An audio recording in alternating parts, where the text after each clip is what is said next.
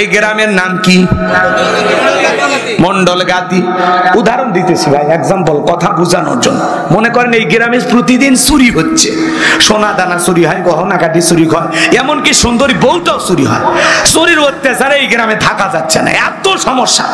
তো একজন যশোর শহর থেকে 10 কেজি জিলেপি নিয়ে এসে ইমামের হাতে দিছে, দিয়ে বলতেছে হুজুর একটু দোয়া করে, চোরের অত্যাচার আর এলাকায় থাকা যাচ্ছে না।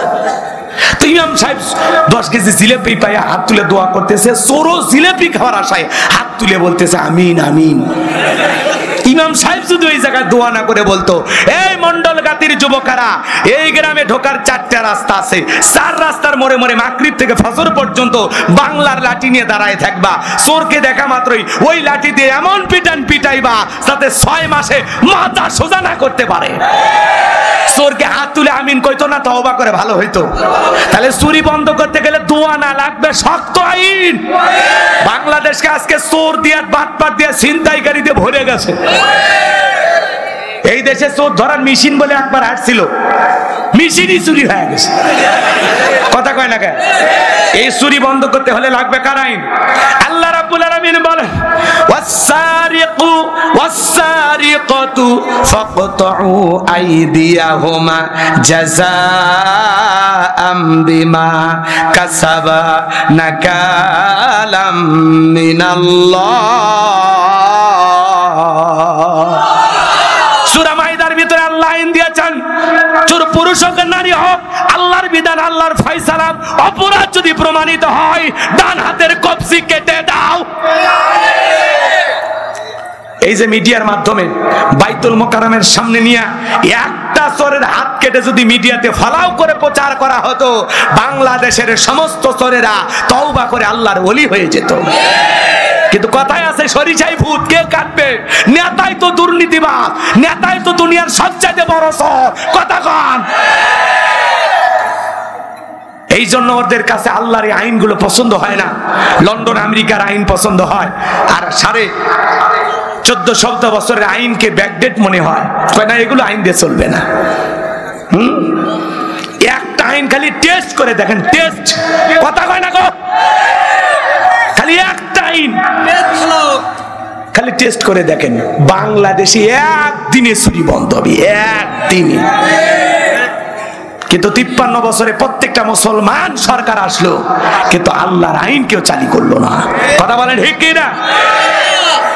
ধর্ষণ বন্ধ হবে না, একটা জিনাকারকে ধরে পাথর মেরে সঙ্গে সার করে দুনিয়ার জমিন থেকে বিদায় করে দেন, আর ভিডিওটা প্রচার করেন। জিনা করা, ধর্ষণ করা দূরের কথা, ইফটিজিং করা দূরের কথা, স্বপ্ন দোষ বন্ধ হয়ে যাবে। আল্লাহর আইন চালু করতে হবে। কার আইন? জমিন যার, আইন চলবে তার। আলা লাহুল খলক ওয়াল আম, সৃষ্টি যার, আইন চলবে তার। বাংলার জমিনে আল্লাহর আইন চালু হোক। কারা কারা চান হাত তুলে দেখান। লিল্লাহি তাকবীর। আল্লাহর আইন চালু হলেই শান্তি, আল্লাহর বিধানে শান্তি, আল্লাহর বিধানে মুক্তি। মানুষের তৈরি করা আইন দিয়ে বাংলার 1 ইঞ্চি মাটি থেকেও শান্তি প্রতিষ্ঠিত করতে পারবে না। খালি মুখে মুখে বলে ইসলাম শান্তির ধর্ম, কিন্তু ইসলামকে কোথায় প্রতিষ্ঠিত করলে শান্তি প্রতিষ্ঠিত হবে মানুষ এটা ভুলে গেছে। আমার ওয়াজে উদাহরণ দিতাম, এত কথা বললে আপনারা রাগ করবেন।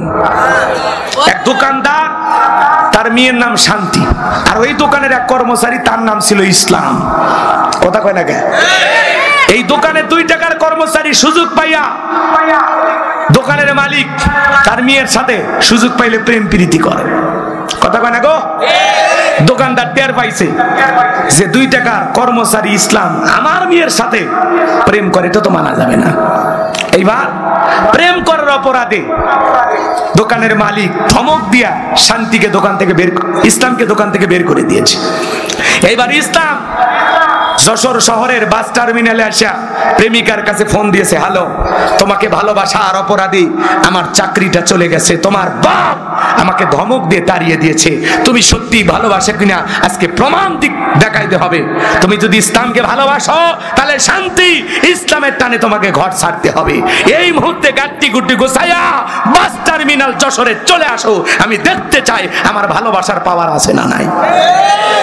কথা কয় না? এইবার বলেন তো, প্রেমিক যদি এইভাবে ফোন দেয় প্রেমিকা থাকবে? চলে গেছে। এই এইবার সন্ধ্যা হয়ে যায়, দোকানদার টেনশন করে, রাত হয়ে যায় টেনশন করে, লোকজন সবাই ধরে বলতেছে কি ব্যাপার দোকানদার ভাই, দেখে মনে হয় টেনশনে আছেন। বলে আমার ঘরের শান্তি নাই। তখন বলতেছে ভাই ঘরের শান্তি পরে খোঁজেন, আপনার দোকানের কর্মচারী ইসলাম কোথায়? বলে আমার মেয়েকে ভালোবাসার অপরাধে তাকে তাড়িয়ে দিয়েছে। তখন বলতেছে ওরা দোকানদার বোকা, তোর দোকানের কর্মচারী তোরে দিয়েছে ধোকা, তুমি কি বোঝো না যেখানে ইসলাম থাকে না সেখানে শান্তি থাকতে পারে না? কথা বলে ঠিক কি না? আজকে খালি মুখে মুখে বলেন ইসলাম শান্তির ধর্ম, কিন্তু জায়গা মতো ইসলাম নামের গাছটাকে রোপণ করেন, জায়গা মতো সেই শান্তিকে প্রতিষ্ঠিত করেন, ওই শান্তির বাতাস পুরো বাংলাদেশে ছড়িয়ে পড়বে। খালি কাগজের মধ্যে আর বক্তব্যের মধ্যে রাখলে হবে না ইসলাম শান্তির ধর্ম, খালি ওই কথা না, ইসলামকে জায়গা মতো নিয়ে যায় প্রতিষ্ঠিত করতে হবে, তাহলে পুরো সমাজে শান্তি পাওয়া যাবে, পুরো দেশটা জান্নাতের টুকরায় পরিণত হবে। কি ওয়াজ করবো না দোয়া করবো গো? চলবে? খারাপ লাগে? দিল লাগে থাকবি? তাহলে দোয়া দিয়ে চুরি বন্ধ হবে না, ধর্ষণ বন্ধ হবে না। এই সমাজে শান্তি আসবে সেই দিন আল্লাহর কোরআনের আইন চালু হবে, সেই দিন আল্লাহর বিধান এই জমিনে চালু করার জন্য আমরা জীবন দিতেও রাজি আছি ইনশাআল্লাহ। আমার ভাইরা দিল দিয়া কথাগুলো বোঝার চেষ্টা করবেন। জিবরাইল এসে বলে নবী গো দোয়া কবুল হবে না, আপনি হাত নামান। নবীজি হাত নামায় ফেললেন, টেনশনে পড়ে গেলেন। জিবরাইল ডেকে বলে নবী সাহাবায়ে কিরামদের মধ্যে ঘোষণা করেন এমন কেউ কে আছে যে মক্কার মহাবীর আমরের সাথে মোকাবেলা করবে?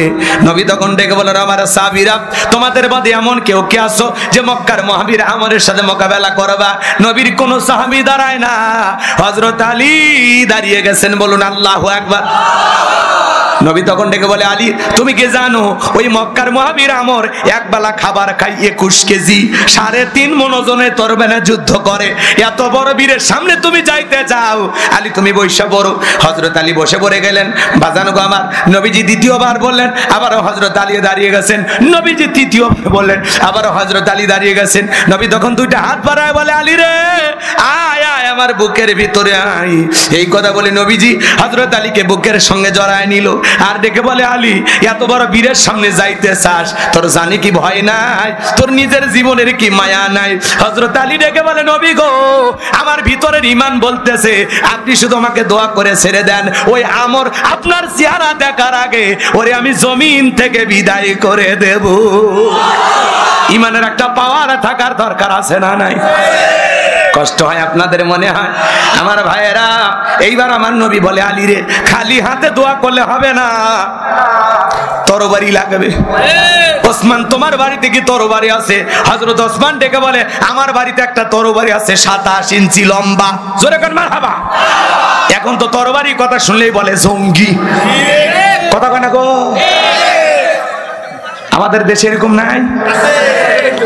আপনাদের এলাকায় যশোর একটা মাদ্রাসা আছে না? মনে করেন একটা দাওরা হাদিস মাদ্রাসা। হুজুর বলতেছে বাবা এই দাওরা হাদিস মাদ্রাসায় তোমরা যারা পড়াশোনা করো ঈদের ছুটিতে কয়জন বাড়িতে যাইবা না একটু হাত তুলে দেখাও। ধনীরা আছে বাবা, ওদের যদি গরু ছাগল জবাই করে দাও চামড়াটাও মাদ্রাসায় দেবে, নগদ কিছু হাদিয়াও তোমাদের পকেটে ঢুকবে। এখন তার চামড়ার দাম নেই, গরুর দাম 3 লাখ, চামড়ার দাম 300। সিন্ডিকেট করে ওরা দাম কমাইছে, কথা কোন ঠিক না? তারপরে কি মাদ্রাসা কমেছে? এই দেশের মানুষের পকেটে পকেটে মাদ্রাসা চালানোর জন্য টাকা রেখে দিয়েছে। ওরা সিন্ডিকেট করে এই দেশে মাদ্রাসা কমেনি বরং বাড়ছে, কথা কয়? সংক্ষিপ্ত কথা, এটা বেশি পেঁচাবো না, শোনেন। তো হুজুর বলছে বাবা কারা কারা বড় লোকের গরু জবাই করবা? 80 জন হাত তুলছে। হুজুর বলতেছে খালি হাতে তো জবাই হবে না, কি লাগবে? কি বলেন যশোরে ছুরি না চাকু? ছুরি। ছুরি, আচ্ছা ছুরি বা চাকু যাই বলেন বলেন। তা 80টা চাকু বা ছুরি অর্ডার দিয়ে হুজুর নিয়ে আসছে। তো কুরবানির আগের দিন বলতেছে বাবা কে কোন চাকুটা নিবা একটু কি দাও, বালু দিয়ে ধার দাও। আপনারা দেন না ঈদের আগের দিন? তো বালু দিয়ে ছুরির ধার। গোয়েন্দার হুজুর আলেম ওলামা সহ্য করে না, ওই গোয়েন্দার দেখে থানার ওসি সাহেবকে দিয়েছে খবর যশোরের অমুক মাদ্রাসায় জঙ্গিদের বিশাল ঘাঁটি। ওই যে দেখলেন না যশোরের 2টা ছেলে যেমন খুশি তেমন সাজো, একটু আইএস সাজিয়ে, কথা কয় না গো? একটু বক্তব্য দিয়েছে, একটু অভিনয় করেছে, ওইটা দেখে বিশ্ব মিডিয়ায় তোলপা। তো ছেলেদেরকে বলতেছে এগুলো করা হবে না, এমনি আমাদেরকে দোষ বেশি, কথা কয়? ওই কালো পোশাক পরে আর বন্দুক নিয়ে দাঁড়িয়ে আছে, আর একটা ছেলে বক্তব্য দিছে না, ভাইরাল হয়ে গেছে। ওইটা দেখে বাপ রে বাপ, ওদের ঘুম হারাম হয়ে গেছে। ওইটা তো খালি টেইলার দেখছেন, পুরোটা তো বাকি আছে। আমাদের অত অস্ত্র লাগবে না, ট্রেনিং লাগবে না। লিল্লাহে তাকবীর, আল্লাহু আকবার বলে বলে মাঠে নামবো, এমনি বাতিলেরা লঙ্গি পরার টাইম পাবি না। এ কথা কন, শক্তি আছে দেখাই না, ভালো হওয়ার সুযোগ দে। কথা কন আমার ভাইরা, দিল দিয়ে কথাগুলো বোঝার চেষ্টা করবেন বাজান। এইবার থানার ওসি সাহেব পুরো প্রশাসনের ফোর্স নিয়ে আসা পুরো মাদ্রাসা ঘেরাও করছে। মাদ্রাসার ভিতরে যদি বলে, হুজুর এই মাদ্রাসা নাকি জঙ্গিদের ঘাঁটি আছে, আস্তানা আছে, বলে না এরকম তো নাই। না, আমরা গোপন তথ্যের ভিত্তিতে সংবাদ পাইয়াছি, ইহা মিথ্যে হওয়ার কোনো সম্ভাবনা নাই। চ্যালেঞ্জ 95.55। তখন বলতেছে তাই নাকি? বলে হ্যাঁ ঠিক আছে, খোঁজেন। পুরো মাদ্রাসা তল্লাশি চালাও। তল্লাশি চালাইতে চালাইতে হুজুরের রুমে যায় পাইছে ওই চাকুর বস্তা, ছুরি, তাই না? ছুরির বস্তা নিয়ে এসে ঢালতেছে, বস্তা থেকে সব বের করছে। এইবার ওসি সাহেব বলতেছে, হুজুর এসব কি? একটা বুদ্ধিমোটা ছাত্র, বুদ্ধি কম, কোন জায়গায় কোন কথা বলা লাগবে বোঝে না। তখন বলতেছে, এগুলো কি বুঝতেছেন? আগামী 10 তারিখ খালি ধর্ম আর জবাই কর্ম, ধর্ম আর জবাই, রক্তের বন্যে বয়ে যাবে, রক্তের বন্যে। এই কথা শোনার পরে ওসি সাহেব বলতে যায়, সবগুলো গ্রেফতার করো, সবগুলো ধরো।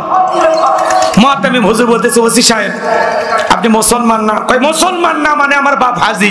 কই বাপ যদি হাজি হয় আপনি পাজি কে? কি হয়েছে? কাকে শুনবেন না, ওই ছেলেটার বুদ্ধি মোটা। ও বলতে চাচ্ছে 10 তারিখ। 10 তারিখ মানে কি বোঝেন না? পবিত্র ঈদুল আজহা। ওই ছেলেটা বলতেছে গরু ছাগল ধরবে আর জবাই করবে। তখন বলতেছে ও ঘটনা এই। মিথ্যা সন্দেহে আলেমদেরকে গ্রেফতার করে। কথা কর। এই জন্য মনে রাখবেন, বাংলাদেশের কোন মাদ্রাসায় জঙ্গিদের ঘাঁটি নাই, আস্থানা নাই। মাদ্রাসায় জঙ্গিদের ট্রেনিং দেওয়া হয় না। মাদ্রাসায় জীবনের শেষ জানাজার নামাজের ট্রেনিং দেওয়া হয়, জুমার নামাজের ট্রেনিং দেওয়া হয়। এদেশের প্রত্যেকটা মাদ্রাসায় এদেশের আদর্শ নাগরিক তৈরি করা হয়। এই জন্য মাদ্রাসার দিকে যারা বাঁকা চোখে তাকাবে ওদের চোখ তুলে নেওয়া হবে। কোন ষড়যন্ত্রে কান দেবেন না। ওরা বহু ষড়যন্ত্র করছে সব দিক দিয়ে। কোন জায়গা ভালো রাখছে বলেন তো? সব জায়গায় হাবলা মারছে, হাত মারছে।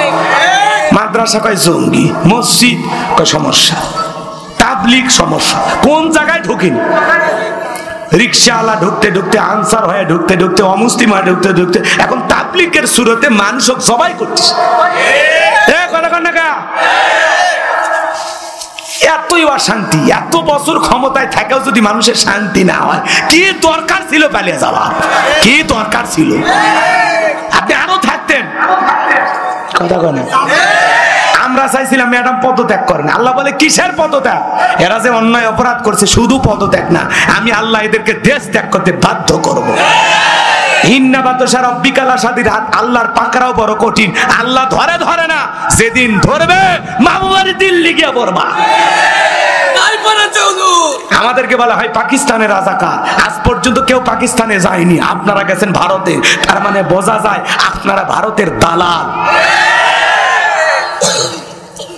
হে কথা কন।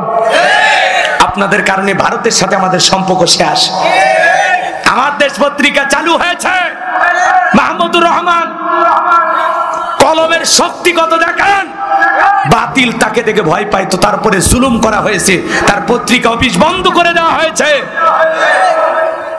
সেই আমার দেশ পত্রিকা আবারও চালু হয়েছে। আজকে বাংলাদেশে মনে হয় ঈদের উৎসব। আল্লাহু আকবার। এত পরিমাণে পত্রিকা বিক্রি হয়েছে, আল্লাহু আকবার বলেন। এখন ওই প্রথম আলো বলেন আর অন্য পত্রিকা বলেন, সব ব্যবসা ভাড়া করে যাবে। কথা কম। আমার দেশ পত্রিকা সত্যের কথা বলে। কলম একটা পৃথিবীর সবচেয়ে দামি অস্ত্র। সব সাংবাদিক সত্য লেখে না। সাংবাদিক মাহমুদুর রহমানের জন্য আমাদের দিল থেকে দোয়া, ভালোবাসা। উনিও আলেম ওলামা, বিএনপি জামাতের পাশাপাশি উনিও নির্যাতন জুলুমের শিকার হয়েছেন। কথা বলে ঠিক না? ওনার জন্য দিল থেকে আমরা দোয়া করব। আমার দেশ পত্রিকা এটা মুসলমানের টাকা দিয়ে কিনবে।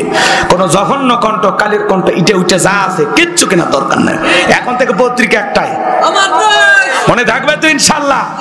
আমার দেশ আমার কথা বলে, আমার দেশ পত্রিকা সত্যের মুখোশ উন্মোচন করে দেয়, গোপন তত্ত্ব ফাঁস করে দেয়। কথা কর, আমার দেশ পত্রিকা। আমার ভাইয়েরা চলুন সামনের দিকে যায়। উনি আমার দেশ পত্রিকা প্রথম হেডলাইন কি করছে জানেন? দিল্লিকে ঢাকাকে অ্যাটাক করার জন্য বলেছিলেন সাবেক প্রধানমন্ত্রী। উনি বলেছিলেন অ্যাটাক করেন ঢাকা। ওনারা চাইছিল দেশের ভিতরে লক্ষ লক্ষ মানুষ মারা যায়। আরে মানুষ যে এত কঠিন হয় ওনাদেরকে না দেখলে আমরা বুঝতে পারতাম না। আপনি যে আমাদেরকে রেখে পালিয়ে গেছেন, আমরা তো কষ্ট পাইছি আপনাকে হারিয়ে। কারণ আপনি যদি আরো 20 বছর ক্ষমতায় থাকতেন এদেশের মানুষের এত ক্ষতি হইতো না। ওই আপনি না থাকাতে ওই 2-3 রাতে লুটপাট হয়েছে, দুর্নীতি হয়েছে, ভাঙচুর হয়েছে, কত যে ক্ষতি হয়েছে। আপনি চলে যেত ভালো করেননি। আপনি যদি পদত্যাগ করে জেলেও যাইতেন তাও আপনার নেতা কর্মীরাও ভালো থাকতো আর আপনাকে বাহবা পাইতেন। কয়েক বছর পর ফুলের মালা দিয়ে আপনাকে জেলখানা থেকে বের করে নিয়ে আসতো। আপনারা বলেন ঈশ্বর চাচা খারাপ, ঈশ্বর চাচা সৈরাসা। ঈশ্বর চাচা ক্ষমতার থেকে পদত্যাগ করে জেলে গেছে, দেশ ছাড়েনি। বাপের বেটা দেশ নেত্রী বেগম খালেদা জিয়া জেল কাটছে, অসুস্থ হয়ে দেশে পড়ে আছে, দেশ ছাড়েনি। বাপের বেটি। আর আপনি নিজের মুখে বলেছিলেন আমি পালাবো না, তাহলে পালিয়ে কেন গেলেন? আমরা চাইনি আপনি পালিয়ে যায়, ভালো করেছেন। আমাদের ক্ষতি করছেন। কথা কয় না, কথা কয় না। আবার মাঝে মাঝে কল রেকর্ড ফাঁস হয়। আমাদের সারা ভালো নাই তো। এই দেশের খাবার, এই দেশের আরামায়েশ, ওই দেশে ভারতে আমিও গেছি, ঠিক মতো রান্না খাওয়া যায় না।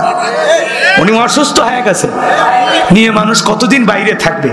আমরা দয়া মায়ের শরীর নিয়ে বলতেছি আপনি আসেন, এই দেশে আপনার বাবা, এই দেশে আপনার স্বামী, আপনি আসেন তো। কথা কয় না, কথা কয় না। বুবু আইবা, তুমি আইবা গো, সেই দিন আইসা বুবু ক্ষমতা পাইবা না। বুবু আইবা, তুমি আইবা গো, সেই দিন আইসা বুবু ক্ষমতা পাইবা না। খোঁজ নাই বুবু কাদের কাকার, অবস্থা খারাপ দরবেশ বাবার, আউ নাঙ্কেল এখন সামনে আসে না। নেতা কর্মী সব জেলের ভিতর, আমি আসি ডরের ওপর, কখন জানি আসে গ্রেপ্তারি পরোয়ানা। বুবু আইবা, তুমি আইবা গো, সেই দিন আইসা বুবু ক্ষমতা পাইবা না। ক্ষমতার চেয়ার থেকে নামা সহজ, কিন্তু এই চেয়ারে ওঠা খুব কঠিন। আর আমরা আগামীতে আর যাই হোক সিদ্ধান্ত নেব, কোন মহিলাকে এই দেশের প্রধানমন্ত্রী বানাবো না। আগামীতে এই দেশের শাসক হবে পুরুষ। কারা কারা চান? হাত তুলে দেখা, লিল্লাহে তাকবীর। আগামীতে পুরুষ প্রধানমন্ত্রী বানানো লাগবে, যেই দলেরই হোক। আমরা পুরুষ প্রধানমন্ত্রী চাই।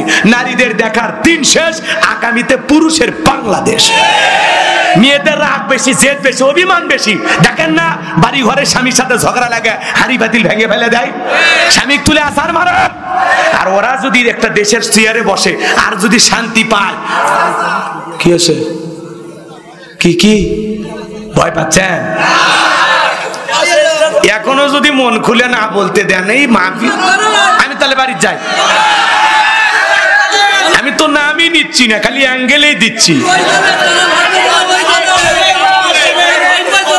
হ্যাঁ, ভয় নাই, ভয় নাই। যারা ওই দল করতেন তওবা তাকেদা করে ফিরে আস, সমস্যা নাই। আমরা আছি তো, ভুল হতেই পারে, আমরা আপনারা মিলেমিশে ভাই।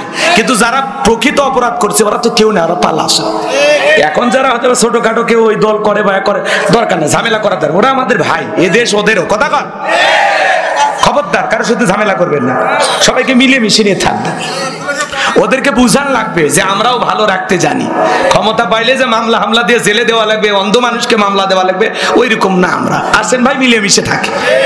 যে কোনো দল একটা মানুষ করতেই পারে, ঠিক আছে? খবরদার কারো প্রতি জুলুম করবেন না। ওরা কষ্ট দিয়েছে থেকে আমি কষ্ট দেবো কেন রে ভাই?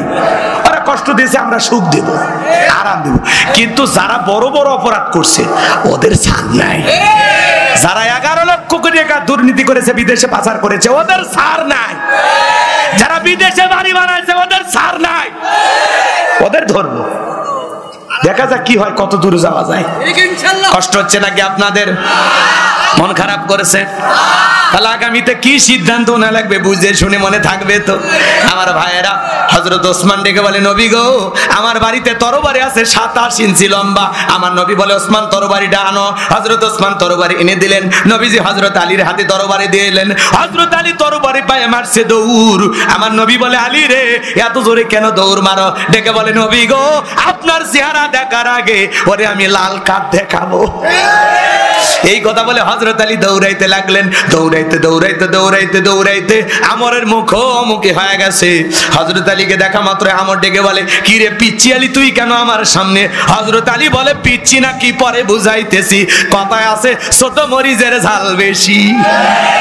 হযরত আলী এইবার তরবারিতে দাগ টানতেছেন আর একটা দোয়া পড়তেছেন। ওই দোয়া পরে পরে যদি বাড়ির চতুর্দিকে ফু দিতে পারেন, বড় বড় দুর্ঘটনার হাত থেকে আল্লাহ আপনার পরিবারকে হেফাজত করবেন। আল্লাহু আকবার বলেন।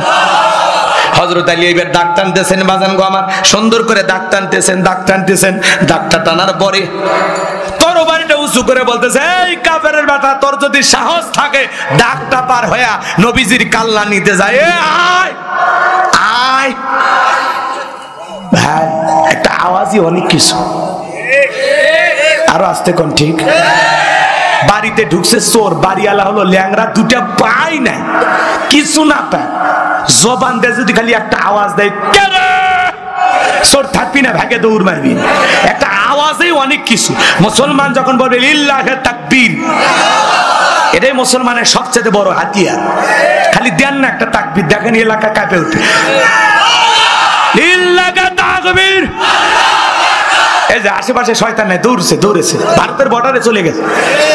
কারণ সুবহানাল্লাহ আলহামদুলিল্লাহ জিকির করলে শয়তান কাছে বসে থাকে। যখনই বলবেন আল্লাহু আকবার, এই স্লোগান শুনলে ওর গায়ে আগুন লেগে যায়। কথা কন, কথা কন। আমার ভাইরা, লম্বা করব না, আমি যে কথা বলতে চাই, হযরত আলী তরবারটা উঁচু করে বলে, এই মক্কার মহাবীর আমর, তোর যদি সাহস থাকে দাগটা পার হয়া নবীজির কাল্লা নিতে যা।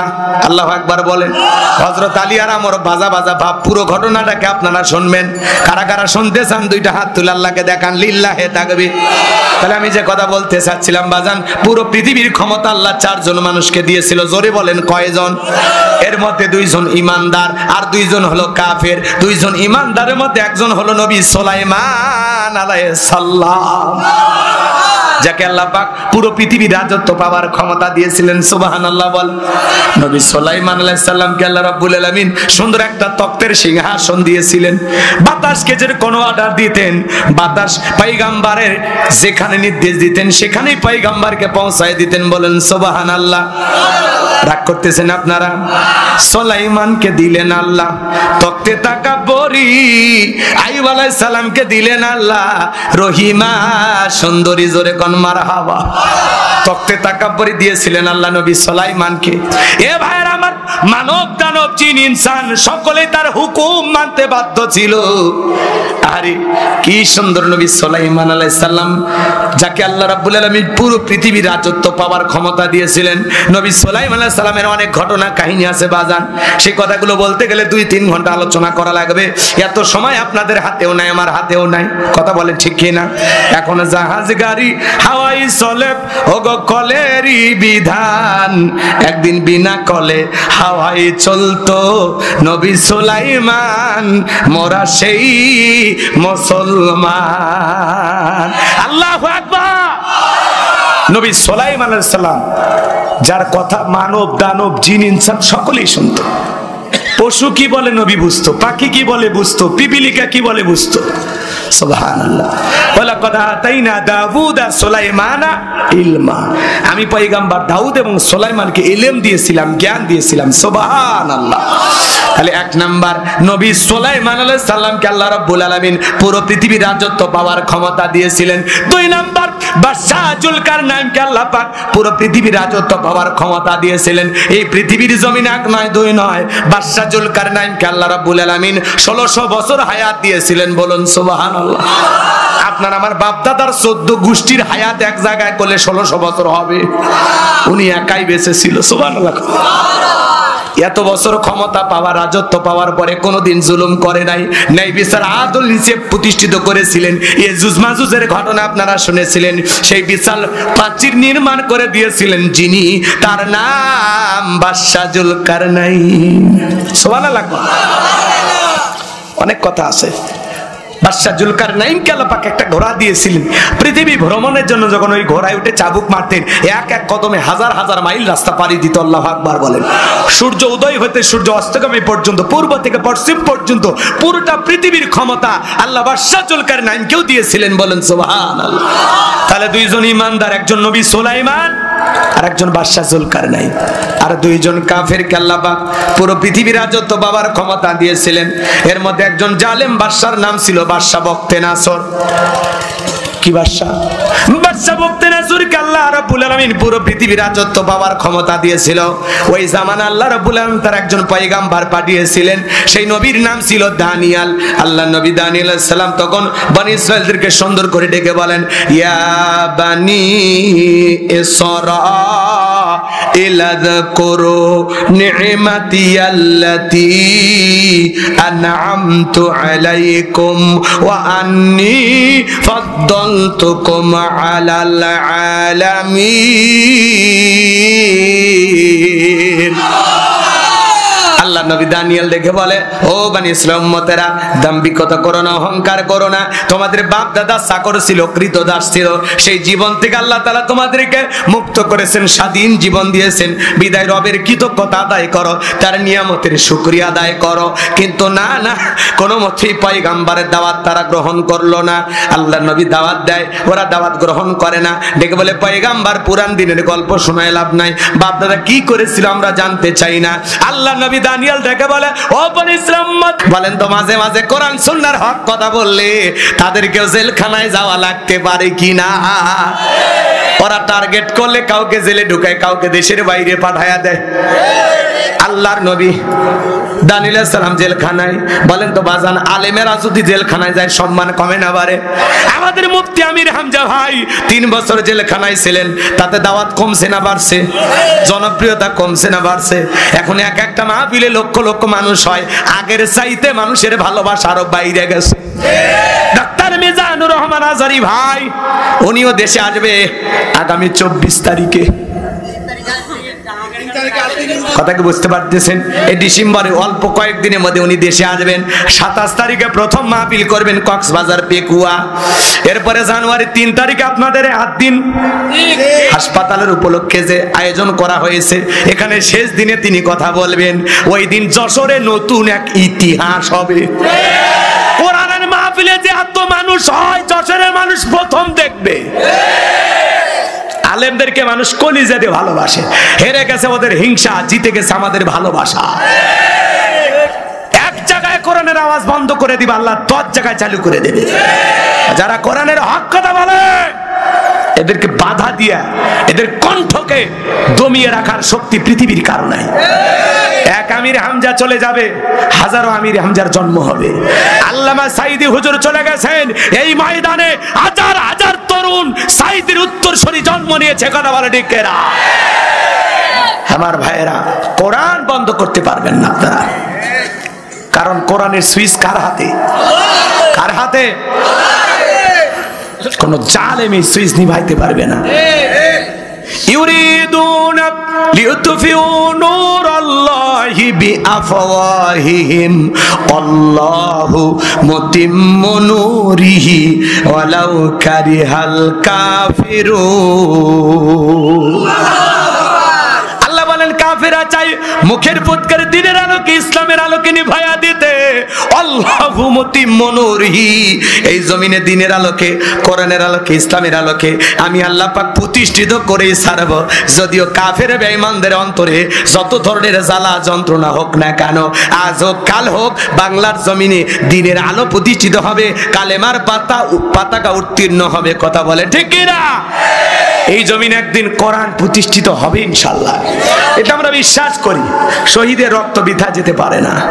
আল্লামা সাইদি হুজুরকে আমরা হারিয়েছি। কথা বলে ঠিক কি না? কষ্ট হয়। ডক্টর মিজানুর রহমান আজারি ভাই যশোরে আসছেন, যশোরের মানুষ তো ধন্য। কি যাবেন না মাহফিলে? ইতিহাস হবে। জি ইনশাআল্লাহ বাতিলদেরকে দেখায় দেওয়া লাগবে।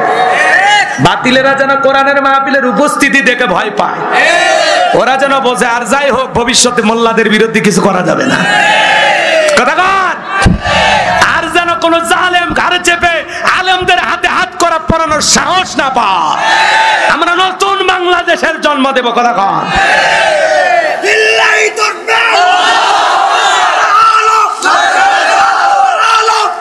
তাহলে আদিনের সেই আকিজ গ্রুপের মাহফিলকে আল্লাহ কবুল করুন। জোরে বলুন আমিন। শেখ আহমদুল্লাহ আসবেন, আব্দুল হাই মোহাম্মদ সাইফুল আল্লামা মামুনুল হক, মুফতি আমির হামজা ভাই, ডক্টর মিজানুর রহমান আজারি। তারকাদের মেলা, আলেমদের মিলন মেলা। কথা কোন ঠিক কিনা? আল্লাহ এই মিলন মেলাকে কবুল করেন। এটা জোরে কর না আমিন। কষ্ট হইছে? আমি কি ওয়াজ করব না দোয়া করব? তাহলে আল্লাহর নবী কোন জায়গায়? জেলখানায়। জোরে বলেন কোন জায়গায়? আমার ভাইয়েরা, আল্লাহর নবী দানিয়েল আলাইহিস সালাম উম্মতদেরকে ডেকে বলে কি ব্যাপার? কই গেল তোমাদের গাড়ি বাড়ি, কই গেল অহংকার, কই গেল তোমাদের ভালো থাকার দিন? ডেকে বলে পয়গাম্বার আপনার কথা যা দিবালকের মতো সত্য হবে আমরা বুঝতে পারি নাই গো পয়গাম্বার।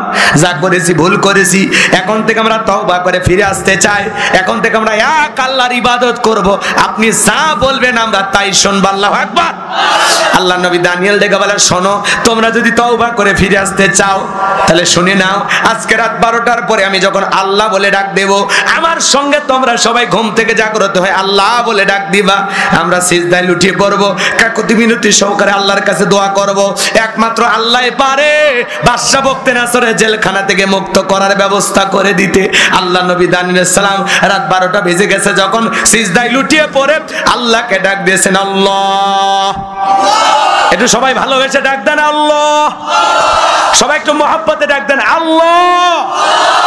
আল্লাহু আকবার।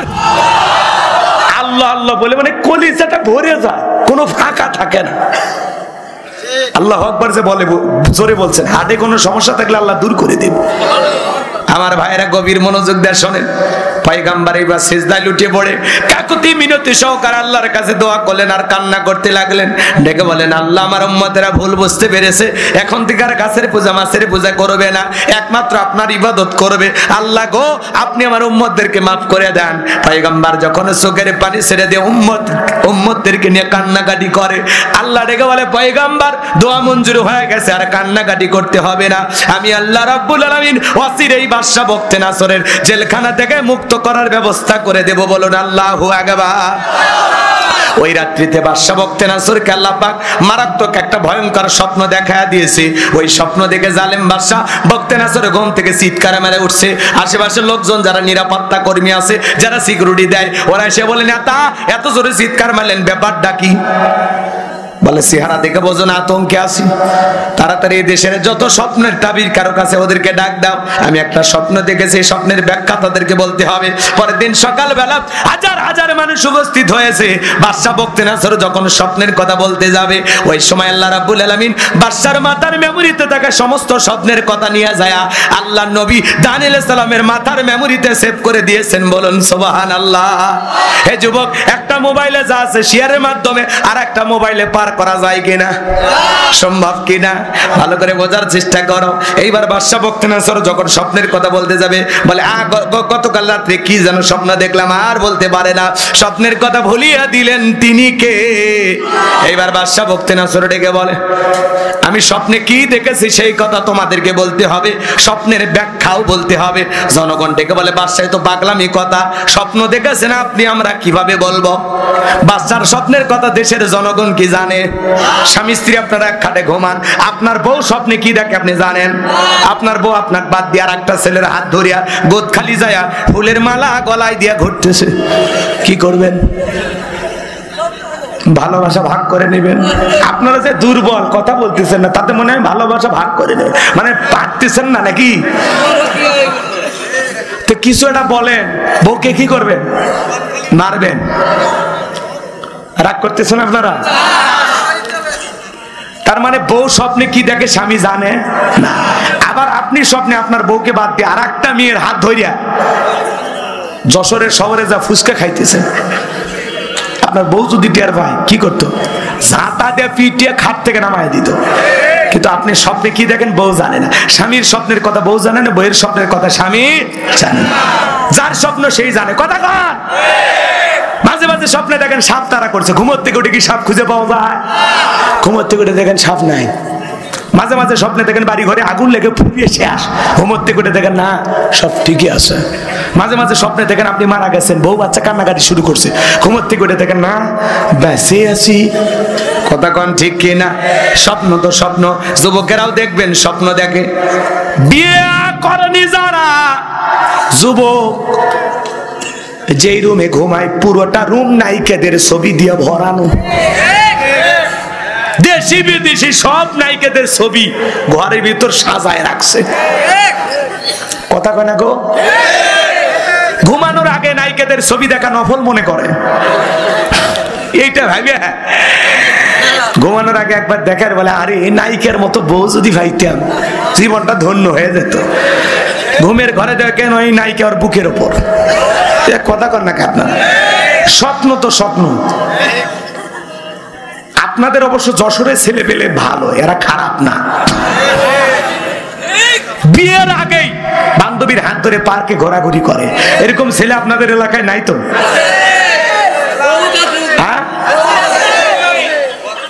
কফি শপে বৈশাখ কফি খায়, ডাব কিনা বান্ধবী বলে ধরো ডাব তুমি খাও, তোমার শরীর দিন দিন কেমন জানি হয়ে যাচ্ছে, ডাব খাও। বান্ধবী পাইপ লাগায় ডাব খায়, এই ছেলে আবার বান্ধবীর মুখে পাইপ লাগায় খায়। কথা কয় না গো? এরকম আছে না নাই? সারা রাত ইমু মেসেঞ্জারে বান্ধবীর সাথে সেটিং করে, নামাজ পড়ে না, ফজরের আজান হয়ে যায়, ওই সময় সেটিং বন্ধ করে বলে একটু ঘুমায় নেই। এই যুবক এই ঘুম ভাঙলে সকাল, না ভাঙলে পরকাল। এই মোবাইল যুব সমাজকে নষ্ট করছে। কথা কন নাকি আপনারা? মোবাইলের ওজন কম, কিন্তু মোবাইলের মাধ্যমে পাপের ওজনটা অনেক বেশি, অনেক বেশি।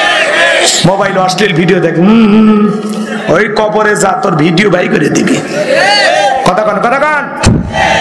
দেশে মোবাইল আইছে, চিঠি বন্ধ হইয়াছে, দিওয়ানা বানাইছে, পোলা মাইয়ার মনের কথা ভাসে বাতাসে। বলবো বলবো?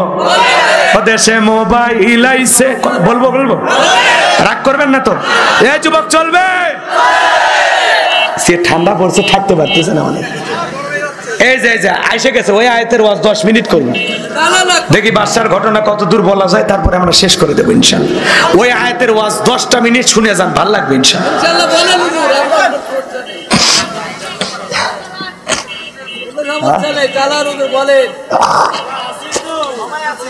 আসি তো হুজুর, আসি না তাইরি হুজুরের মতো আসি রে ভাই। রাগ করতেছেন আপনারা? তাহলে বলবো বলবো, রাগ করবেন না।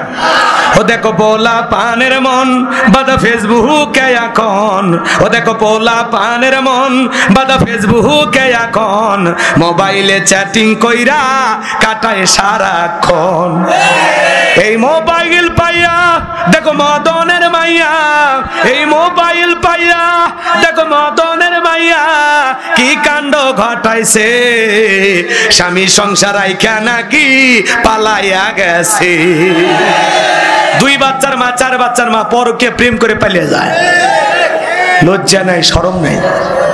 যেই মহিলা সন্তান হইছে 2-3টা, এরপরেও স্বামীকে ফেলায় আর একটা পুরুষের হাত ধরে যায়, এটা নারী জাতির কলঙ্ক। এর নারী হওয়ার কোনো যোগ্যতা নাই। কেমনে পারলি রে পাশানি স্বামীর রাইকে আর একটা ছেলের হাত ধরতে, কেমনে পারলি? এ কথা কন। হ্যাঁ, স্বামী পিঠায় গাজারু মাদারু নির্যাতন করে, জুলুম করে, খালি মারে, কষ্ট দেয়, সহ্য করা যায় না, অতিষ্ঠ হয় না, তাহলে ভিন্ন কথা। কিন্তু স্বামী সরকারি চাকরি করে, ওর বউ ইয়াবা করে সাথে প্রেম করে পালিয়ে যায়। এটা কথা হলো? তোদের রুচি এত খারাপ। হ্যাঁ, 2 বাচ্চার মা বিয়ের দাবিতে আর একটা ছেলের বাড়ি। কি হয়েছে? আমার সাথে প্রেম করছে। তো তোমার বিয়ে হয়নি? কয় হয়েছে, বাচ্চা আছে 2টা, তারপরে একটা ও বিয়ে ছিল, তোমার বিয়ে করবে কেন? তাহলে বলতেছে আমার সাথে কেন স্বামী স্ত্রীর মতো সময় কাটালো, বলেন। আচ্ছা এই কথাটা মুখ দিয়ে বলতে তো লজ্জা লাগেনি? এই নারী তোর লজ্জা লাগেনি? তোর ভিতরে লজ্জা নাই? কেমনে পারিস এই কথা বলতে? যেই ছেলে আমাকে বিবাহের প্রলোভন দেখায় একাধিকবার, তোর মুখে আটকায় না? একটা ছেলে চেনা না জানা না 2 দিনের পরিচয়, তার কাছে জীবনের সবটুকু দিয়ে দিলি, তোর লজ্জা নাই? নিজের এত সস্তা মনে করিস?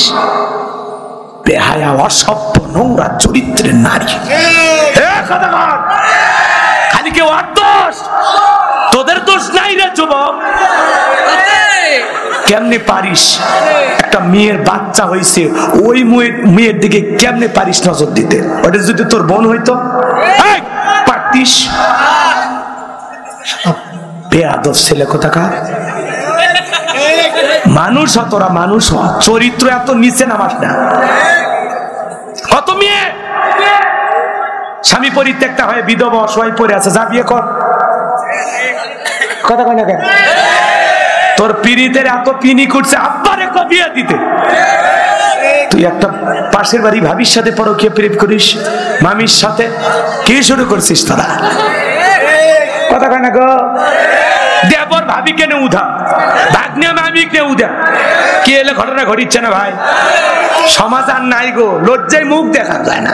ওরা যে কেমনে মুখ দেখায়। খালি পুরুষের দোষ না, নারীরও দোষ আছে, পুরুষের দোষ আছে। এক হাতে তালি বাজে না, 2 হাতই লাগে, 2 জনের সমান অপরাধ। তবে যেই নারীর বিয়ে হয়েছে, বাচ্চা আছে, ওই নারীর বেশি অপরাধ। তোর স্বামী থাকতে আর একটা ছেলের দিকে কেমনে নজর যায়? তোর নজর এত খারাপ কে? কি সাইজ হচ্ছে? বলবো রাগ করবেন না। ওদেশে টিকটক আসিয়া সব গেল ভাসিয়া, ওদেশে টিকটক আসিয়া সব গেল ভাসিয়া, সিদ্দিক সোরা নায়ক হইছে আইডি খুলিয়া। এই মোবাইলে হাই কি জাদু আছে ভাই, এই মোবাইলে হাই কি জাদু আছে ভাই, পোলা পান বই যাচ্ছে, পড়ালেখা তুইলা রাখছে সপ্তম আকাশে। পড়াশোনা নেই, খালি মোবাইলে পড়ে থাকে। হে যুবক, তোদের পায়ে হাত দে, আইজ 2টা পা, আমি মুসাফির, তোদের পা ধরলাম। যারা বিয়ে করিসনি শোনা, এ কলিজার ভাই, বিয়ের আগে কোনো অবৈধ প্রেম ভালোবাসা করবি না। আল্লাহ বলেন, মুমিন তোমার যৌবনটাকে সংযত রাখো, নিজের যৌবনটাকে কন্ট্রোল করো, নিজের যৌবনটাকে হেফাজত করো। মুমিনের যৌবন হোটেলে পার্কে বিক্রি হবে না। মুমিন কোনোদিন বিয়ের আগে অবৈধ কোনো প্রেম ভালোবাসা পরকীয়ার মতো অভিশাপ করতে পারে না। পরকীয়া এটা ভাইরাসের মতো, বিষাক্ত সবলের মতো পুরো সংসারকে তছনছ করে দেয়। যুবক, পিতা মাতার পছন্দের মেয়েকে বিবাহ করবা। কারা কারা হাত তোলো? যারা বিয়ে করেনি হাত তোলো। এক চাচা হাত তুলছে। এই বয়সে রিস্ক নেবেন নাকি? হাত নামান, কষ্ট হচ্ছে আপনাদের। এ যুবকে, ভালো হয়ে যাইবা না? 20 বছর বয়স, কয় বছর? 20 বছর বয়স। বাড়িতে এসে বলে, আব্বা আমি উত্তরপাড়া লাকিকে কথা দিয়েছি, রাজি থাকলে এক যাবো, না হলে 2 যাবো। পিতামাতা রাজি হয় না, পালিয়ে যা বিয়ে করে। 3 মাস পরে ভালোবাসা জানলা ভেঙে ফেলে যায়।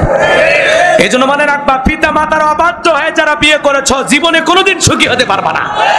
পিতা মাতার দোয়া আছে যেখানে ভাগ্য খুলবে, মুরব্বীদের দোয়া আছে যেখানে কল্যাণ আছে। খবরদার যুবক, ভুল সিদ্ধান্ত জীবনে নিস না। পুইরা সইলা মুইরা শেষ হয়ে যাবে, আগুন নিভবে না। তাহলে বাদশার স্বপ্নে কি দেখেছে বলবো? ওইদিকে যাবো। কারা কারা শুনবেন? হাত তুলেন তো দেখি। লিল্লাহ কে থাকবে।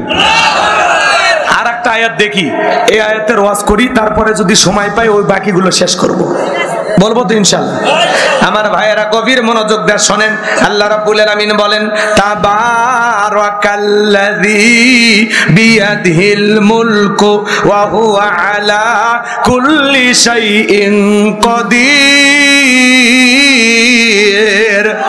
মহামান্বিত সেই সত্তা যার হাতে সর্বময় কর্তৃত্ব, রাজত্ব, বাবার ক্ষমতা, তিনি হলেন সব বিষয়ের উপরে ক্ষমতাবান। আর এরপরে আল্লাহ রাব্বুল আলামিন বলেন আল্লাযী খলাকাল মাউতা ওয়াল হায়াতা লিয়াবলুয়াকুম আইয়ুকুম আহসানু আমালা ওয়া হুয়াল আজিজুল গফুর। আল্লাহ রাব্বুল আলামিন বলেন আল্লাযী খলাকাল মাউতা ওয়াল হায়াতা, যিনি সৃষ্টি করেছেন মৃত্যু আর জীবন, লিয়াবলুয়াকুম আইয়ুকুম আহসানু আমালা, আমি আল্লাহ পরীক্ষা করে দেখব আমলের দিক দিয়ে কার আমল কত বেশি সুন্দর, কার আমল কত বেশি উত্তম। যার আমল ভালো তার আখিরাত ভালো, যার আমল খারাপ তার আখিরাত হয়ে যাবে বরবাদ। আল্লাহ বলেন আমি পরীক্ষা করে দেখব আমলের দিক দিয়ে কার আমল কত বেশি সুন্দর, কে কত বেশি উত্তম আমল করেছেন, আল্লাহ পরীক্ষা করবেন। সুবহানাল্লাহ। আয়াতের শুরুতে আল্লাহ কি বলেছে? বাবা এই যে ভাই ভাই ও ভাই 10 মিনিট 12টা বাজলে আমি দোয়া করবো, নিয়ত করছি। কারণ এই যে কুয়াশা চতুর্দিক দিয়ে আসতেছে, অন্ধকার হয়ে যাচ্ছে, থাকলে আমাদের অসুখ হবে। একটু বসেন, এই যুবক আসো বসো, 10 মিনিট দিলটা নরম করেন, চোখে পানি আনার চেষ্টা করেন। আমি যা বলবো আমার দিকে তাকান, সবাই আমার দিকে তাকাবেন, এমনি দিল নরম হয়ে যাবে। এদিকে তাকান। আল্লাহ রাব্বুল আলামিন বলেন আল্লাযী খলাকাল মাউতা ওয়াল হায়াতা, যিনি সৃষ্টি করেছেন মৃত্যু আর জীবন। সর্বপ্রথম আল্লাহ তাআলা মৃত্যুর কথা কেন বললেন? এই পৃথিবীর যত ক্ষমতা ধরক নেতা হোক, যতই ক্ষমতার মালিক হোক, কোন মৃত ব্যক্তিকে জীবিত করার ক্ষমতা কারো আছে? এই ক্ষমতা কার? জোরে কোন কার? আল্লাহ তাআলা বলতেছেন আয়াতের শুরুতে আল্লাযী খলাকাল মাউতা ওয়াল হায়াতা, যিনি সৃষ্টি করেছেন মৃত্যু আর জীবন। সর্বপ্রথম আল্লাহ তাআলা মৃত্যুর কথা কেন বললেন? বাজান গো আমার, এই দুনিয়াতে আসার একটা সিরিয়াল আছে, যাওয়ার কিন্তু কোনো সিরিয়াল নাই। দাদা আসছে, দাদার পরে বাবা আসছে, বাবার পরে আমি আসলাম, আমার পরে আমার সন্তানের আসলো। কিন্তু যাওয়ার বেলায় দাদার আগে নাতি চলে যায়, বাবার আগে সন্তান চলে যায়, বাবার কাঁধে সন্তানের লাশ। এটা দুনিয়ার সব চাইতে ভারী বোঝা। আজ শহীদ আবু সাইদের বাবা কাঁদে, মুগ্ধের বাবা কাঁদিয়া, আমিনের বাবা কাঁদে, সন্তানদের পোশাকগুলো নিয়ে কাঁদে, বাবার কাঁধে সন্তানের লাশ। এটা দুনিয়ার সবচেয়ে ভারী বোঝা। এই বোঝা বহন করার ক্ষমতা সব বাবার থাকে না। একটা সন্তান দুনিয়াতে আসবে 9-10 মাস আগে খবর জানা যায়, কিন্তু একটা মানুষ বিদায় নেবে 9 সেকেন্ড আগেও জানা যায় না কার কখন মৃত্যু হবে। আল্লাহ রাব্বুল আলামিন বলেন কুল্লু নাফসিন যায়িকাতুল মাউত, প্রত্যেক প্রাণীকেই মৃত্যুর স্বাদ গ্রহণ করা লাগবে। জীবন আছে যার, মৃত্যু হবে তার। সকল ধর্মের মানুষ বিশ্বাস করে মৃত্যু একদিন হবেই, অমুসলিমেরাও বিশ্বাস করে। এজন্য বাজান গো আমার, বেঁচে আছি এটাই অস্বাভাবিক, মৃত্যু হবে এটাই স্বাভাবিক। মৃত্যু হলো চিরন্তন সত্য। কথা বলেন ঠিক কিনা? সবাইকে মৃত্যুর স্বাদ গ্রহণ করা লাগবে। যুবক রে, তুমি কি মনে করো তুমি মারা যাবে না? 10 তলা বিল্ডিং এ থাকো, মালাকুল মউত বুঝি লিফটের সুইচ জানে না? আপনার আমার যখন মৃত্যুর সময় হবে, আল্লাহ রাব্বুল আলামিন বলেন আইনামা তাকুনু ইদরিকুমুল মাউতু ওয়ালাউ কুনতুম ফি বুরুজিম মুশাইয়াদা। সূরা নিসার 78 নম্বর আয়াত। আল্লাহ ডেকে বলেন যেখানে থাকো, যে অবস্থায় থাকো, মৃত্যু তোমাদেরকে ধরবেই। মৃত্যু থেকে পালানোর কোনো রাস্তা খোলা নাই। যুবক রে, আজ হোক কাল হোক, তোমাকে আমাকে মৃত্যুর স্বাদ গ্রহণ করাই লাগবে। মৃত্যুর স্বাদ হলো 2 প্রকারের। মিষ্টি খেলে যেমন মিঠা লাগে, নিম পাতা খেলে যেমন তিতা লাগে। যারা ইমানদার তাদের মৃত্যুটা হবে মিঠা। মায়ের কোলে দুধ পান করতে করতে শিশুটা যেমন ঘুমের মধ্যে চলে যায়, যারা ইমানদার তারা তেমনি ভাবে দুনিয়ার থেকে চলে যাবে, টেরও পাবে না। বলুন সুবহানাল্লাহ। যারা ইমানদার, এদের রূহটা যখন বের করার সময় ধবধবে সাদা সুগন্ধি যুক্ত ফেরেশতা এসে হাজির হয় এবং বলে হে পবিত্র আত্মা বের হয়ে আসে, সুগন্ধি যুক্ত একটা রুমাল নিয়ে আসে, ওর ভিতরে আপনার আমার রূহটা নিয়ে যায়। সুবহানাল্লাহ। আর যারা হলো গুনাহগার, আল্লাহর অবাধ্য গোলাম, যাদের মৃত্যুটা হবে তিতা ভয়ঙ্কর, তাদের কুসকুসে কালো দুর্গন্ধ পচাযুক্ত বিচ্ছিরি গন্ধ বের হবে। চেহারা দেখে আতঙ্কিত হয়ে যায়, চোখগুলো বড় বড় করে দেয়, পেশাব পায়খানা করে দেয়, গালি দিতে মারা যায়, এই ধরতেছে এরকম করে দেয়। দেখেন না, কথা কয় না গো। মৃত্যুর 6 মাস আগে জবানটা বন্ধ হয়ে যায়, সন্তানেরা শরবত বানায় চামচ দিয়ে মুখে তুলে দেয়, গালসি বেয়ে বেয়ে পড়ে যায়, খাওয়ার শক্তি থাকে না। আমার ভাইরা, যারা না পারবেন তাদের মৃত্যু বড় ভয়ঙ্কর, মৃত্যুর যন্ত্রণা বড় কঠিন বাজার। পায়ের গোড়ালি থেকে সুরের গোড়ালি পর্যন্ত রুটা ছোটাছুটি করবে, সহ্য করা যাবে না। আল্লাহর নবী ইদ্রিস আলাইহিস সালামকে জিজ্ঞাসা করা হয়েছে, মৃত্যুর যন্ত্রণা আপনার কাছে কেমন মনে হয়েছে? আল্লাহর নবী ইদ্রিস আলাইহিস সালাম ডেকে বলেন, জ্যান্ত ছাগলের গা থেকে চামড়া খসাইলে ছাগলের যেমন কষ্ট হয়, আমার কাছে মৃত্যুর যন্ত্রণা তেমনি কষ্টকর মনে হয়েছে। মৃত্যুর যন্ত্রণা বড় কঠিন বাজার। নবীজির ইন্তেকালের সময় হযরতে ফাতেমা হযরতে চোখের পানি ছেড়ে দিয়া কান্না করেন, নবী আমার অসুস্থ, দুনিয়ার থেকে বিদায় নিয়ে চলে যাবেন। ফাতেমার চোখের পানি দেখে আবার নবী ডেকে বলে, মা ফাতেমা, তোর চোখের পানি আমি নবী সইতে পারি না। আমার ভাইয়েরা, ফাতেমার চোখের পানি যেমন নবী সহ্য করতে পারতেন না, নবীর কষ্ট ফাতেমা সহ্য করতে পারতেন না। একদিন জঙ্গলের উঠে ফাতেমাকে সালাম দেয়, ফাতেমা ডেকে বল, আমার নারী জীবন ধন্য, একটা জঙ্গলের উঠে আমি ফাতেমাকে সালাম দেয়। হযরতে ফাতেমা একদিন নবীজির দরবারে, নবীজির দুয়ারে হাজির হয়ে গেলেন, ডাক দেন, আব্বা দরজা খোলেন। নবীজি দরজা খুলে দিলেন। ফাতেমা তাকায়া দেখেন নবীজি কান্না করতে করতে দাড়ি ভিজে ভিজে চোখের পানি পড়তেছে। নবী কাঁদলে সুন্দর লাগতো, মুক্তার দানার মতো চোখগুলো দিয়ে পানি বের হয়েছে। ফাতেমা ডেকে বলে, আব্বা একা একা ঘরে দরজা লাগায় কান্না করেন, কি হয়েছে আপনার? আমার মা খাদিজার কথা কি মনে পড়ে গেছে নাকি চাচা আবু তালিব বড় ভালোবাসতো তার কথা মনে হয়েছে? কেন কান্না করেন গো বাবা? আমি নাকি আপনার মা, আপনার মায়ের কাছে কি দুঃখ খুলে বলা যায় না? আর ভাইয়েরা, যেদিন নবী তাইফের ময়দান থেকে রক্তাক্ত অবস্থায় বাড়িতে ফিরে এসেছিলে, আম্মা জান খাদিজা তো আগে বিদায় নিয়ে চলে গেছে।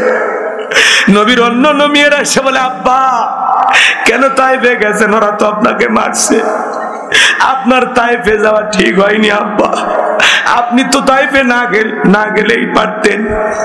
অন্য মেয়েরা এই কথাগুলো বলে আর চলে যায়। ফাতেমা ডেকে বলে, আব্বা ও আব্বা আপনি আমার সাথে আসেন। এই কথা বলে ফাতেমা ঘরের ভিতরে নিয়ে গেলেন। নিয়ে যাওয়ার পরে দরজা লাগায় দিলেন। নবীজির শরীরের কাপড় গুলো খুইলা ফাতেমা বিশ্ব নবীর আঘাত প্রাপ্ত জায়গাগুলো পানি দিয়া পরিষ্কার করে দেয়। নবীজির মাথাটা ফাতেমা রানের উপরে রাখছে। আমার নবীর চোখ দুইটা লেগে গেছে।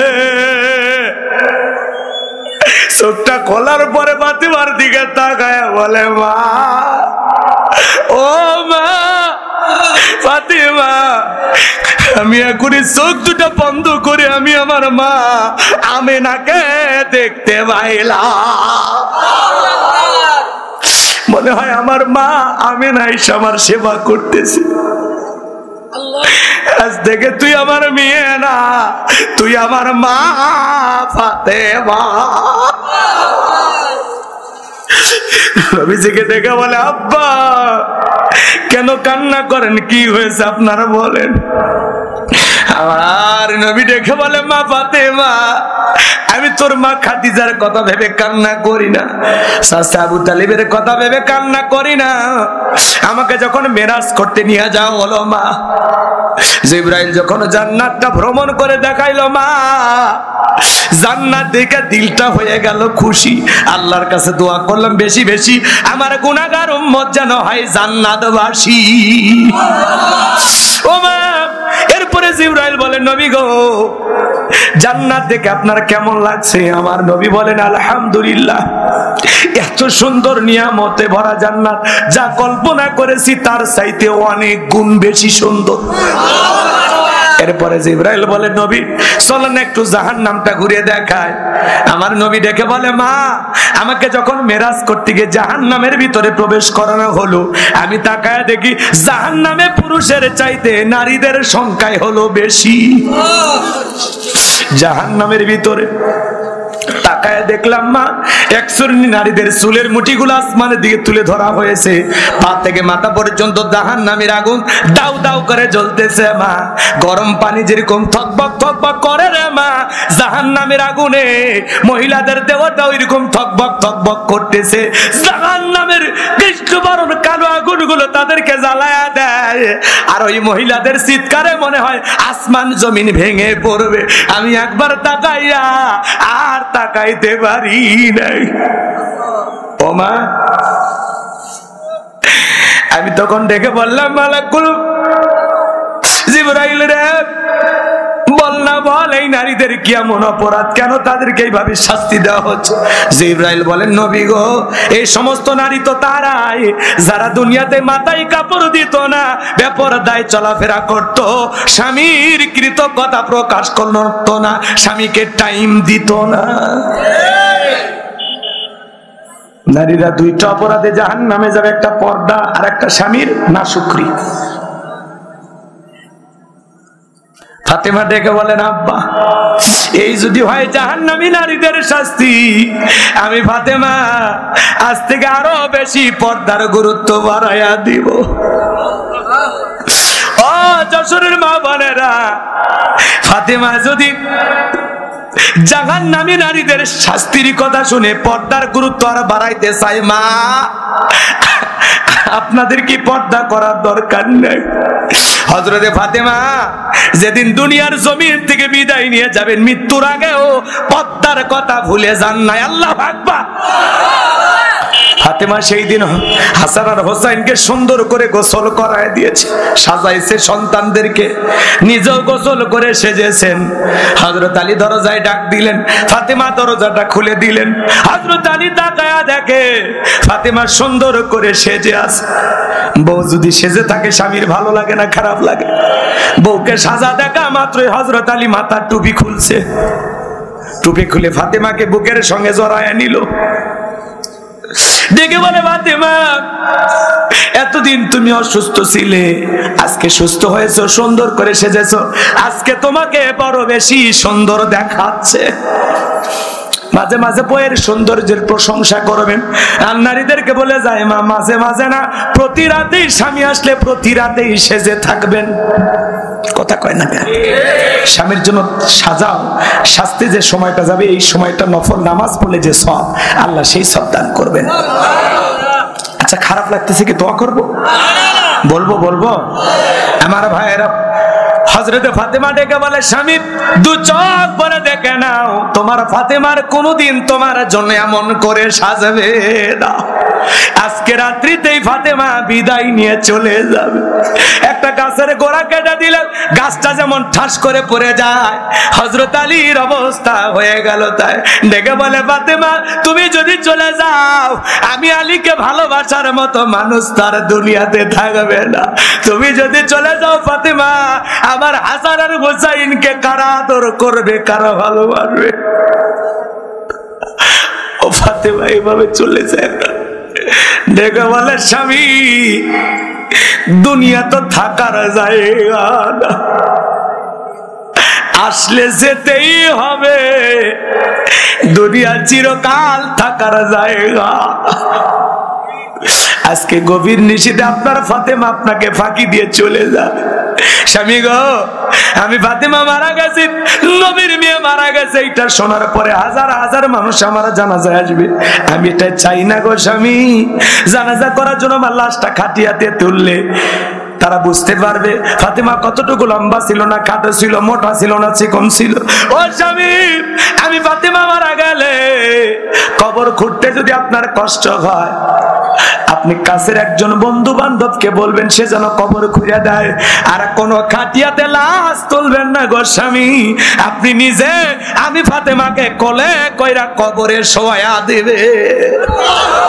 জান্নাতুল বাকির কোনায় দেখবেন টিম টিম করে একটা সবুজ বাতি জ্বলতেছে, সেখানে আপনি কবর খনন করবেন। সব কথা বলে ফাতেমা দুনিয়ার মায়া ত্যাগ করে চলে গেল। ফাতেমা যখন চলে গেল, হযরত আলী তার কাছের বন্ধু আবু যর গেফারির কাছে যায়, যা বলে বন্ধুরে তাড়াতাড়ি ঘুম থেকে ওঠো। কি হয়েছে আলী ভাই? বলে একটা কবর খনন করতে হবে। আবু যর গেফারি বলে কোনো মানুষ তো মারা যায় না। বলে মারা গেছে রে আবু যর গেফারি, আমার কলিজার ফাতেমা, আমার ভালোবাসার ময়না পাখিটা বিদায় নিয়েছে। যারে যা আবু যর গিফারি যা, জান্নাতুল বাকির কোনায় টিম টিম করে একটা সবুজ আলো জ্বলতেছে, ওখানেই ফাতেমার কবরটা খনন করবি। আবু যর গিফারি চলে গেলেন, যা দেখেন একটা আলো জ্বলতেছে, বাতি নাই, বাতি জ্বলতেছে কিন্তু কোনো তার নাই। আল্লাহু আকবার কোন। আমার ভাইয়েরা এদিক খেয়াল করে শোনেন বাজান, আমি যে কথা বলতে চাচ্ছিলাম, এই পৃথিবীর জান্নাতি নারীদের সর্দারনি ফাতেমা, দেখেন দেখেন কিভাবে বিদায় নিয়েছেন, তিনি কতটা পর্দার গুরুত্ব দিয়েছেন। ও মা বোনেরা যারা শুনতেছেন, মা চোখের পানি না দিলটা নরম করে গুনাহগারের কথাগুলো শুনে যান। কবর খনন করতেছে আর আবু যর গিফারি ডাইকে বলে, কৌতূহলে বলতেছে, এ কবর তুমি কি জানো আজকে তোমার ভিতরে যে নারী আসতেছে সেই নারীটা হলো জান্নাতি নারীদের সর্দারনি হাসান হোসাইনের মা, হযরত আলীর স্ত্রী, বিশ্বনবীর কলিজার টুকরা, নয়নের পুতিনি। খবরদার কবর এখনো বেয়াদবি করো না। অদৃশ্য একটা আওয়াজ আসে, হে আবু যর গিফারি, আমি নবীর মেয়ে ফাতেমাকে চিনি না, হাসান হোসাইনের মাকে চিনি না, আমি কবর চিনি নে আমল, যার আমল ভালো আছে আমি কবর তার সাথে ভালো ব্যবহার করব। এই কথা শুনে আবু যর গিফারি কবর খনন করা বাদ দিয়ে চলে গেল। আমার ভাইয়েরা, হযরত আলী রাদিয়াল্লাহু তাআলা আনহু ফাতেমা যখন ইন্তিকাল করে বিদায় নিয়ে চলে গেছেন, গভীর নিশীথে ফাতেমাকে কোলে কইরা নিয়া ওখানে যা দেখলেন কবর খনন করা কিছুটা বাকি আছে। খনন করার পরে আবু যর গিফারি নাম ধরে ডাক দেয়, কিন্তু কেউ নাই। হযরত আলী কবরে শোয়া দিলেন। যখন সুন্দর করে কবরটা দেওয়া হয়ে গেল, মুহূর্তের মধ্যে তাকায়া দেখে কবরটা অদৃশ্য হয়ে গেছে, আর কোন কবর দেখা যায় না, মনে হয় সব পুরাতন কবর। চিৎকার মেরে বলুন আল্লাহু আকবার। ফাতেমার কবরটা আল্লাহ তাআলা সারা জীবনের জন্য পর্দা করে দিয়েছে। নবীজি ডেকে বলে, মা তোর চোখের পানি আমার সহ্য হয় না, মাই আমার কাছে আয়। নবীজি কানে কানে কি জানো বললেন, ফাতেমার কান্না বন্ধ হয়ে গেল। কষ্ট হয় আপনাদের? আম্মা জান আয়েশা জিজ্ঞাসা করে, মা কি বলেছে তোমার আব্বা জান? ডেকে বলে, মা আমার আব্বা জান বলেছেন বাবার ইন্তিকালের পরে সর্বপ্রথম বাবার সাথে আমার সাক্ষাৎ হবে, বোঝার বাকি নাই, বাবা চলে গেলে দুনিয়ার জমিনে বেশি দিন আমাকে থাকা লাগবে না। আল্লাহু আকবার। জিবরাইল আসলেন আসমান থেকে, ডেকে বলেন, আসসালামু আলাইকুম ইয়া রাসূলুল্লাহ, ইয়া হাবিবাল্লাহ, হুজুর আল্লাহ তাআলা আপনার শরীরের অবস্থা জানতে চেয়েছেন। জানার পরে আল্লাহ জানতে চায়। নবী আমার ডেকে বলে, জিবরাইল আগের চাইতে অনেকটা ভালো আছে আলহামদুলিল্লাহ। কিছু সময় পরে আবারও জিবরাইল আসলেন, ডেকে বলেন, নবী গো আজকে শুধু আসমান থেকে আমি একা আসি নাই, আরেকজন তো ফেরেশতা এসেছেন, যার নাম হলো মালাকুল মউত, যার নাম হলো আজরাইল, আপনার অনুমতির অপেক্ষায় আছে। নবী গো যেই মালাকুল মউত দুনিয়ার কারো বাড়িতে ঢোকার অনুমতি চায় না, আপনার অনুমতির অপেক্ষায় দাঁড়িয়ে আছে। নবীজি অনুমতি দিলেন, মালাকুল মউত ভিতরে প্রবেশ করলেন, নবীজিকে সালাম দিলেন, আসসালামু আলাইকুম ইয়া রাসূলুল্লাহ, ইয়া হাবিবাল্লাহ, হুজুর নবী গো আপনি যদি অনুমতি দেন তাহলে আপনার রূহটা আমি বের করব, আর আপনি যদি অনুমতি না দেন গো নবী, আমার আল্লাহ বলেছে এক মুহূর্ত দেরি করবি না, আমার বন্ধুর যতদিন মনে চায় ততদিন আমার বন্ধু দুনিয়াতে থাকবে। জিবরাইল বলেন, নবী আল্লাহ তাআলা আপনার দিদারের ইন্তজাম করতেছেন। আমার নবী বলে, মালাকুল মউত আর কি কোনদিন তুমি আসবা না? বলে যেহেতু নবী জীবন আপনারা মৃত্যু তো একদিন হবে, আল্লাহ যেদিন আবার ওয়াদা দিবেন আমি সেই দিন আসবো। আমার নবী বলে মালাকুল মউত আর আসতে হবে না, আমি তোমাকে অনুমতি দিলাম, তুমি আমার রূহটা বের করতে পারো। নবীজি যখন অনুমতি দিলেন বাজার, নবীজির রূহটা বের করার জন্য যখন মালাকুল মউত বিশ্ব নবীর বুকের উপরে হাত রেখে দিয়েছেন, হাতের এত ওজন, আমার নবী চোখের পানি ছেড়ে দিয়ে কান্দে আর দেখে বলে মালাকুল মউত রে, সহ্য করতে পারি না, তাড়াতাড়ি বুকের উপর থেকে হাত নামায় নাও, হাতটা চড়ায় নে, মালাকুল মউত সহ্য করতে পারি না, হাত চড়ায় নে, সরাই। দুই চোখ বেয়ে বেয়ে পানিগুলো পড়তেছে। আমার নবী বলে মালাকুল মউত, এই যদি হয় মৃত্যুর যন্ত্রণা আমার উম্মতেরা সহ্য করতে পারবে না। মৃত্যুর আগে উম্মতের কথা বলে না, কেমন দরদের নবী পাইছি, কম সুবহানাল্লাহ।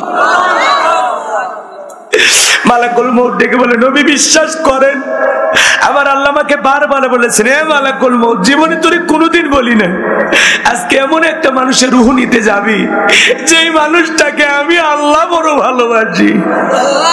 খবরদার মালাকুল মউত, আমার বন্ধুর যেন কষ্ট না হয়। বিশ্বাস করেন নবী, এই দুনিয়ার সব চাইতে কম কষ্ট দিয়া আপনার রূহটা বের করে আমি চেষ্টা করতেছি। আমার নবী বলে মালাকুল মউত, এই যদি হয় দুনিয়ার সবচাইতে কম কষ্ট আমার উম্মতের, আমারে কথা দে আমার উম্মতকে কষ্ট দিবি না।